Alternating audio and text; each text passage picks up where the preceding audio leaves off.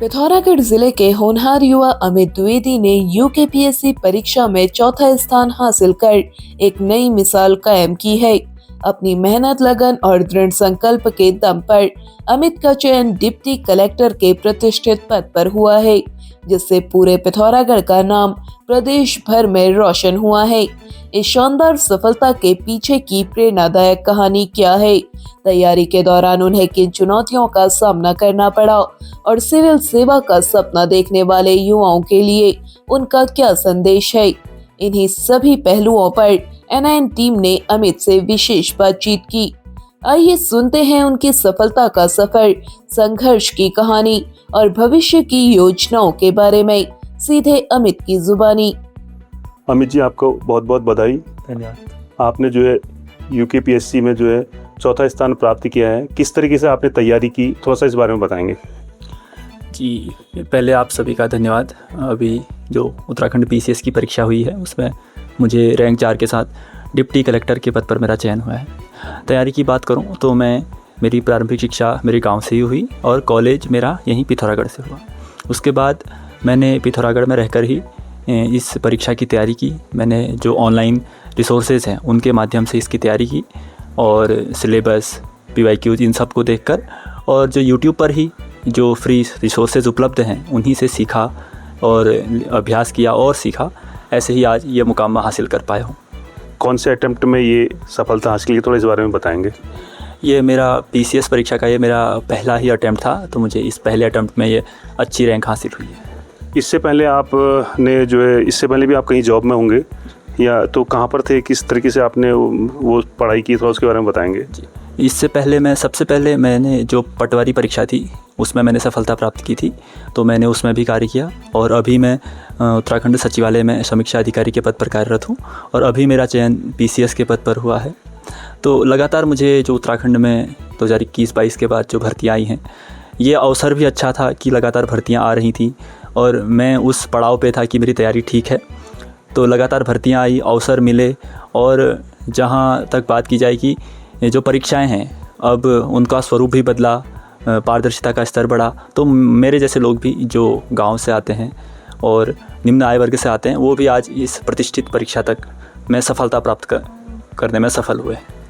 अमित जी, इस एग्ज़ाम को कई लोग देते हैं राज्य में और कई लोगों को निराशा हासिल होती है, तो आप उन लोगों को क्या देंगे, या जो लोग आगे की तैयारी कर रहे हैं वो किस तरीके से अपनी तैयारी करें, उनको किस तरीके से आप अपने वो देंगे, थोड़ा सा बताएंगे। जी, इसमें मैं अपना ही एग्जांपल देना चाहूँगा। जैसे मैं यूपीएससी की भी तैयारी करता हूँ, उसमें मेरे 3 अटैम्प्ट हो चुके हैं, लेकिन मैं तीनों में अभी तक अपनी सफलता नहीं पा पाया। तो ये वही है, प्रक्रिया ही यही है कि अगर हम फेल होंगे तो हार मानेंगे तो फिर आगे नहीं बढ़ पाएंगे। फेल होंगे, सीखेंगे कि गलतियाँ कहाँ पे हुई, अपने से जो सेलेक्टेड लोग हैं उनकी कॉपीज़ देखेंगे, अभ्यास करेंगे। कहीं ना कहीं अगर सफलता नहीं मिल रही है, इसका कारण है कि कुछ ना कुछ कमी रही है। अगर हम उस कमी पर ध्यान दें तो ज़रूर एक ना एक दिन वो सफलता मिल सकती है हमें। आपके परिवार का भी थोड़ा सा बताएंगे कि परिवार में किस जैसी स्थिति है, पापा आपके क्या करते हैं, माता जी क्या करते हैं और किस विपरीत संसाधनों के बीच आपने किस तरीके से तैयारी की, थोड़ा सा इस बारे में बताएंगे। जी, मेरे पिताजी हैं जो वो किसान परिवार से हैं और पुरोहित का कार्य करते हैं, कुंडलियाँ उंडलियाँ लिखने का कार्य करते हैं। उन्हीं से हम सब पले बड़े हैं और मेरी माताजी हैं जो गृहिणी हैं, घर को चलाती हैं। तो बस बेसिक इनकम वाले परिवार से हम आए हैं और उन्हीं का संघर्ष है जो मुझे मोटिवेट करता रहा कि मैं प्रयास करूं और कहीं ना कहीं उनका नाम रोशन कर सकूं। आपने अमित की मम्मी होने के नाते आपने जो है अमित ने जो है कक्षा 12 तक की शिक्षा गांव में ही हासिल की। आप ही के संरक्षण में ये पले बड़े हुए, तो बचपन से इनका किस तरह का नेचर रहता था? आपने कभी इनको डांटा भी होगा, डांटने के बाद इनका कैसा रिएक्शन रहता था और आज उसकी डांट की बदौलत ही जो है इन्होंने इतना बड़ा मुकाम हासिल किया है, इस बारे में आप थोड़ा सा क्या कहेंगे, बताएंगे। अमित को छोटा घर में पढ़ाई की, छोटा जॉब लगी छोटे में, बहुत क्या करो, क्यों कोई बुरा नहीं बोला है, मेरे को बोला ठीक है, अच्छा किया, हरियम बन गया। अभी मारा हुआ, डांटा हुआ, घर में कितनी तकलीफ देखेंगे हमने, गरीबी हुई हम पहले से, आजकल इतने बड़े बन गए। मेरी तो खैर पुरोहित का काम तो मैं करता ही हूँ, लेकिन घर घर जब भी जजमानों के यहाँ जाता हूँ तो सभी बच्चों को यही देखा हूँ कि भैया अभी तुम किताब पढ़ोगे ऐसे ही सिर झुका के पढ़ोगे, कल के दिन सिर ऊंचा हो जाएगा। अभी खाली ऊंचे पन पर रहोगे तो कल के दिन फिर सिर झुकाना पड़ेगा। इसलिए मैं बच्चों को हर जगह जो है यही शिक्षा मैं अपने देता हूँ और यही इन बच्चों को भी दी।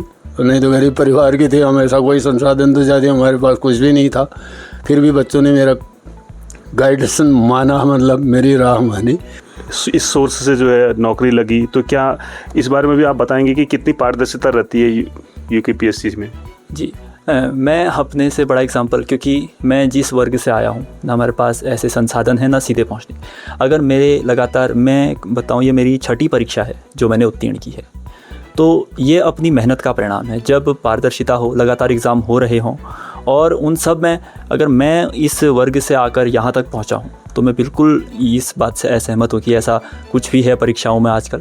जो मेहनत कर रहा है उसे परिणाम मिल रहे हैं और मैं खुद से अपने समक्ष खुद को ही प्रस्तुत करूँगा, क्योंकि उत्तराखंड राज्य की ये सबसे बड़ी सेवा है।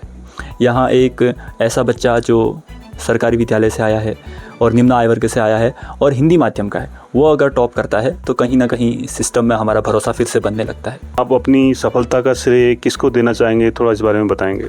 जी, पहला श्रेय तो मेरे पिताजी, मेरी माताजी जो इस यात्रा में पिलर रहे हैं। मतलब मैं कहूँ सोर्सेस सभी के पास हैं, करने की क्षमता भी है, लेकिन जो हमारी प्रेरणा होती है वो कितनी मजबूत है वो इस पर डिपेंड करती है। इसके अलावा मेरे जो टीचर्स हैं, मेरे ऐसे सर्विसेज, मेरी जो भी जॉब थी उनमें ऐसे लोग मिले जिन्होंने हमेशा मुझे अप्रिशिएट किया कि आप कोशिश करिए, हम साथ हैं।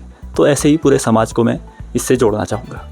N9 को समय देने के लिए आपका बहुत बहुत धन्यवाद। धन्यवाद, आप सभी का धन्यवाद। उम्मीद है आपको वीडियो पसंद आया होगा। अगर आप भी अपने सपनों को हासिल करने के लिए मेहनत कर रहे हैं तो इस वीडियो को लाइक, शेयर और चैनल को सब्सक्राइब करना ना भूलें, ताकि आपको ऐसी ही प्रेरणादायक सफलता की कहानियाँ, खास इंटरव्यू और पिथौरागढ़ समेत उत्तराखंड की हर महत्वपूर्ण खबर सबसे पहले मिलती रहे। NIN, सबसे अलग, सबसे तेज। धन्यवाद।